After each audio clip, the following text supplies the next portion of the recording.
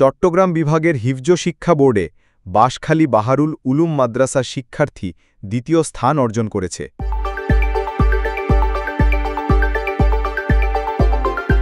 হুফফাজুল কুরআন foundation Bangladesh কর্তৃক আয়োজিত ২০২৫ সালের বোর্ড পরীক্ষায় চট্টগ্রাম বিভাগের শিক্ষার্থীদের মধ্যে দ্বিতীয় স্থান অর্জন করেছেন বাঁশখালী বাহারুল উলুম মাদ্রাসার শিক্ষার্থী শরীফুদ্দিন। বিজয়ী শরীফুদ্দিনকে নগদ অর্থ এবং সনদ দিয়ে পুরস্কৃত করেছে আয়োজক কমিটি। বিজয়ী শরীফুদ্দিন দারোগা বাজারির জনাব জসিমউদ্দিনের সন্তান। বাহারুল উলুম মাদ্রাসার মুহতামিম মাওলানা মনিরুল্লাহ রব্বানী বলেন, এটি নিঃসন্দেহে আমাদের জন্য আনন্দের। আমাদের প্রতিষ্ঠানের এমন অর্জন অত্যন্ত খুশির।